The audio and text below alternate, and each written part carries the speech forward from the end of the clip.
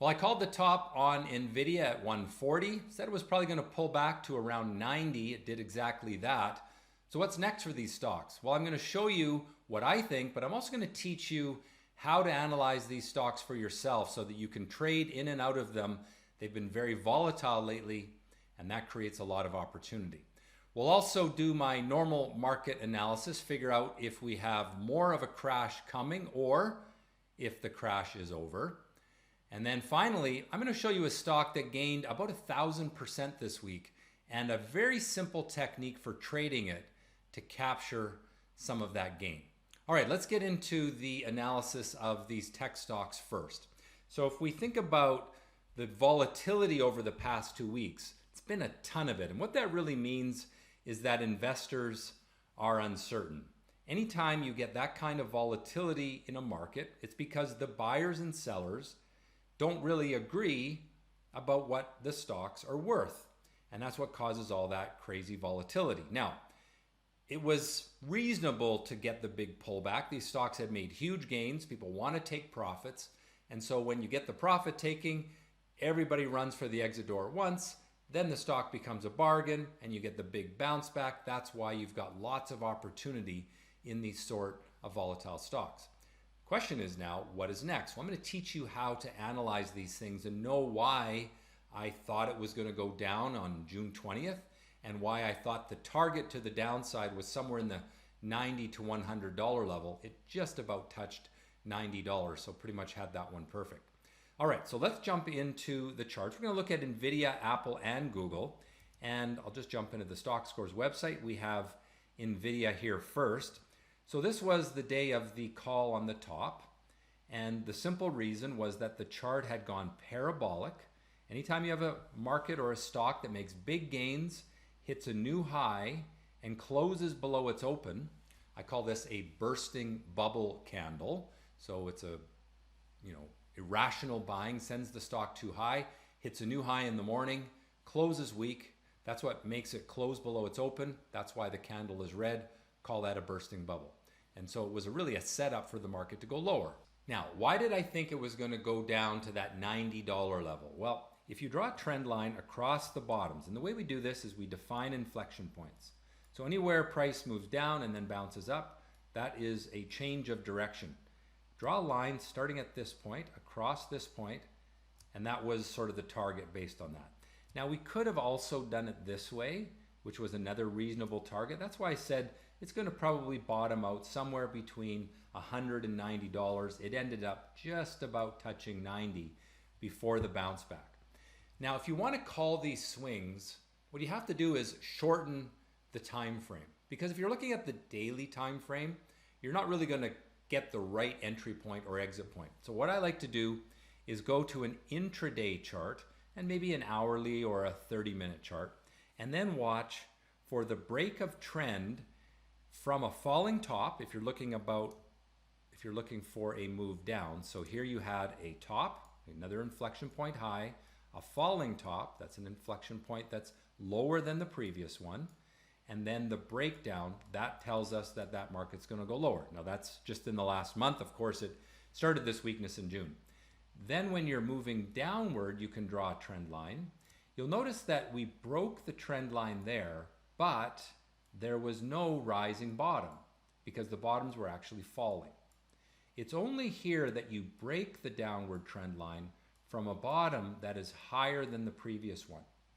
And so although it hit that target of $90, I would actually wait on the buy side until it breaks the downward trend line from a rising bottom. And that's led to some decent gains. Now remember, stock like Nvidia, you can trade this using these leverage vehicles, NVDL, NVDS. There's a whole bunch of these leverage, they're not really ETFs, but they're a leverage version of the stock. So you don't have to use the kind of capital it takes to trade the stock itself. You can leverage it through these other vehicles. Also, of course, options can be used for that. Now let's take a look at, actually before we move on, let's first think about where this stock is going.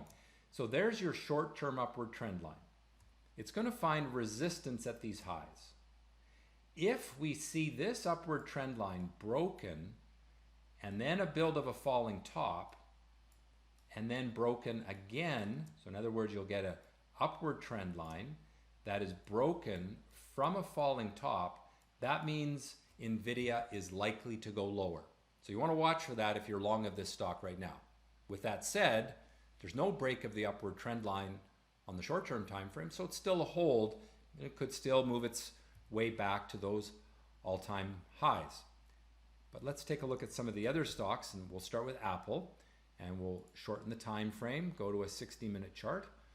And again, you'll see how there's bottoms rising,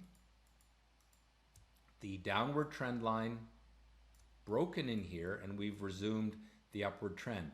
Resistance is here, and the upward trend line looks like this. If we see this upward trend line get broken, then we could get another wave in the crash, in the correction, whatever you want to call it. And so you want to be very cautious with that, because confidence was broken when the market corrected sort of last Monday, but it started actually a few days prior. So that has hurt confidence. Investors worried, is there a recession coming? Will the Fed lower interest rates? All of these things are weighing on the market. We can look at Google and apply the same sort of analysis, or Alphabet, sorry, I still call it Google. And here, if we draw a 1-month chart, you can see that it has not kept pace with those other stocks, Nvidia and Apple, but it is just now breaking the downward trend line from a rising bottom. Now it's lagging some of the other tech stocks, and so it's really an underperformer. So I'd be a little careful with Google. Now, you can take this analysis and apply it to any stock. Go to my website, stockscores.com. The charts are free. Sign up for the weekly newsletter. It's also free.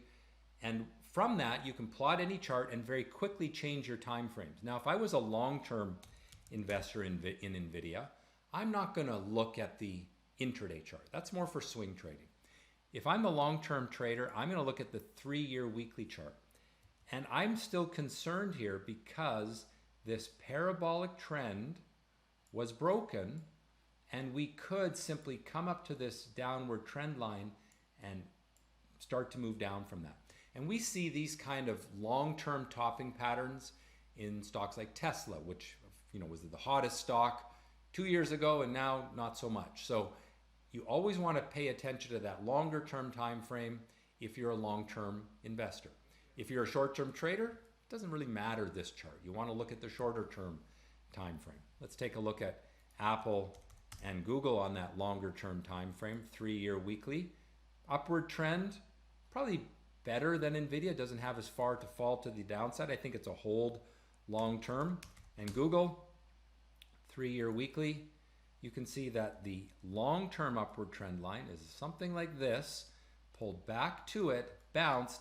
I think it probably is just going to go sideways in here for a while because we're getting that sector rotation. And that's really the next thing I want to talk about, which is the overall market. And remember, at the end of this video, we're going to look at a trade that went up 1,000%. I'm going to show you how to trade that.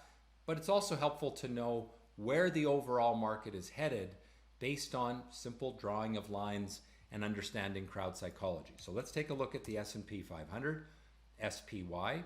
We're going to look at the 1-month chart first. And just like we saw in a lot of those tech names, rising bottom, break of downward trend line, moving up, has some resistance here from that peak. If it can get through that, the next stop should be at those highs.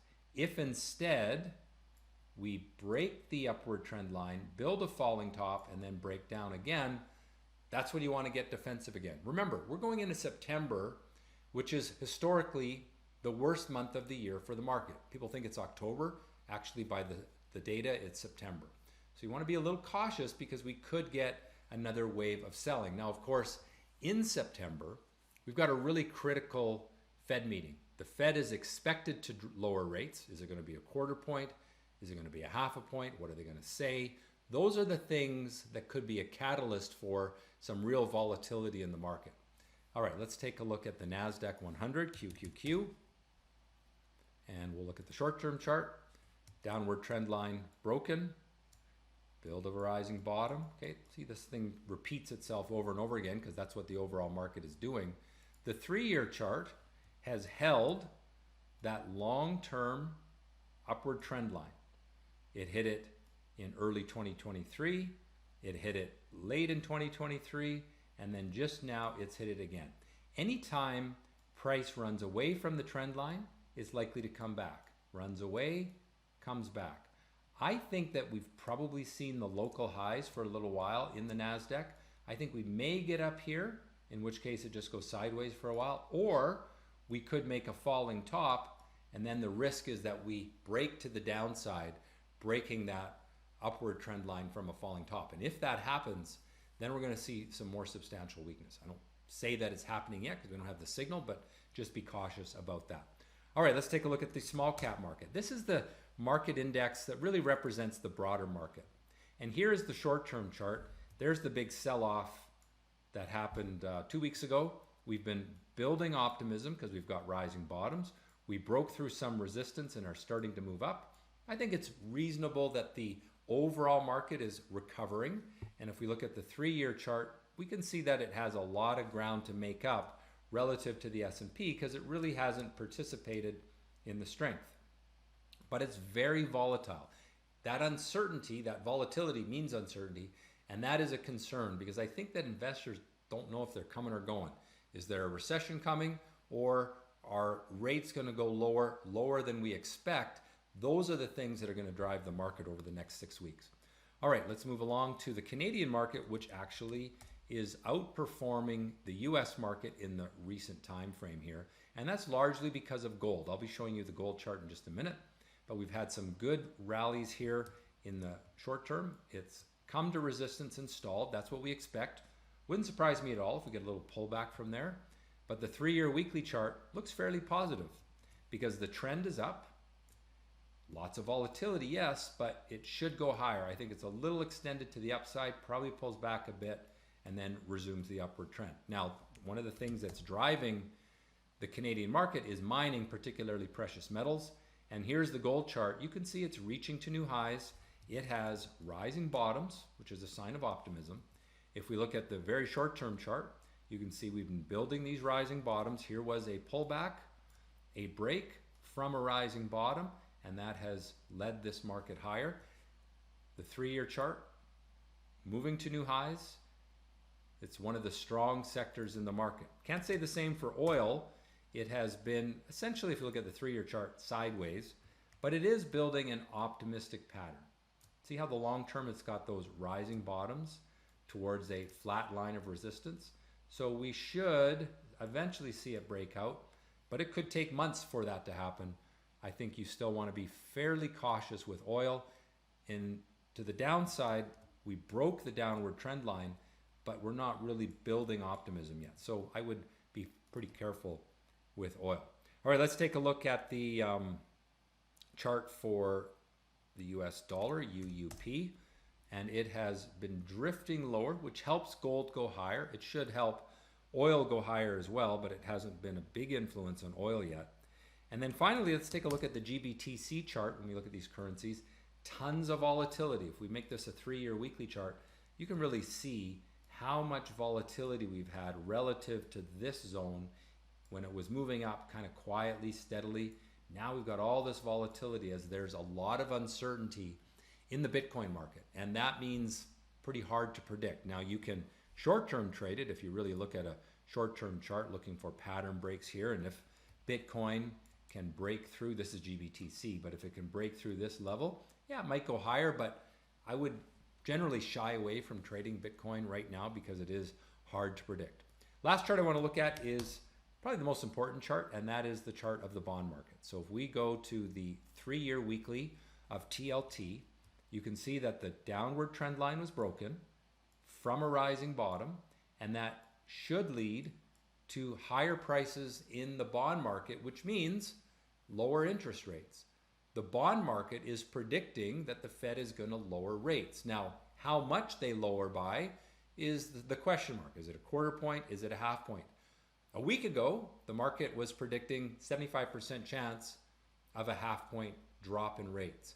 Now that's fallen to about a 25% chance of a half point drop in rates, or a 75% chance of a quarter point drop in rates. But the market is predicting pretty much 100% that there will be some drop in rates, at the September Fed meeting, which is mid-September.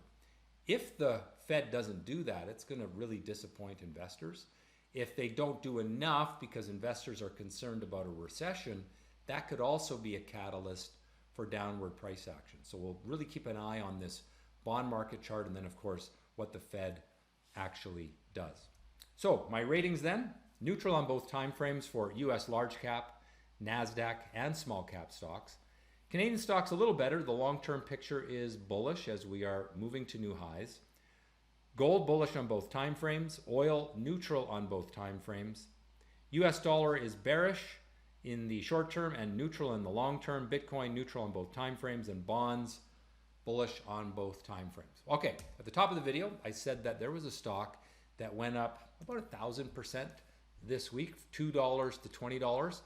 And it's a stock that we were trading in my Stockscores active live service. You can learn more about that at stockscores.com. In this particular example, it's a stock that is a relatively small cap stock. It traded abnormally. That's always the first key. I want to trade stocks that are behaving abnormally. Otherwise, I don't care. They don't have the volatility. They don't have the liquidity. But when we find a stock like this, which is trading very liquid, very abnormally, then it becomes a matter of assessing who's in control, first of all. So on this stock, there was rising bottoms on the chart, which meant the buyers were in control. I don't want to trade stocks where the sellers are in control, where there's falling tops. So then I watch that stock, it's trading abnormally, and I just wait for signs that the buyers are acting aggressively. And to do that, I created an indicator called the action candle indicator. It looks for statistically significant abnormal buying with statistically significant abnormal volume. And when we see that breaking from the right kind of pattern, that's our point to buy. So on this particular example, and it was tradable a few times this past week, but on Friday, the pre-market pattern was basically sideways. And as it started the day on Friday, after really already doubling from the previous day's close, it was trading sideways. And then right here, see the pink and yellow dot there? That is the action candle. That was the sign that there was aggressive buying. I have no idea what this company does. I really couldn't care less. I just know that the people that know the most, that follow the company closely, they started buying aggressively. That creates the crowd clamoring to own the stock, and it pushes the stock sharply higher. And in this instance, from about $12 to just short of $21 in the course of a couple of hours. So simple techniques. Who's in control? Look for abnormal activity. Look for breaks from low volatility. If you've enjoyed that kind of concept and that kind of trading, make sure you're subscribed to the channel because I'm doing these videos every week. They're free. Great way to learn how to trade the markets. If you like this video, click on the like button, and most importantly, trade well.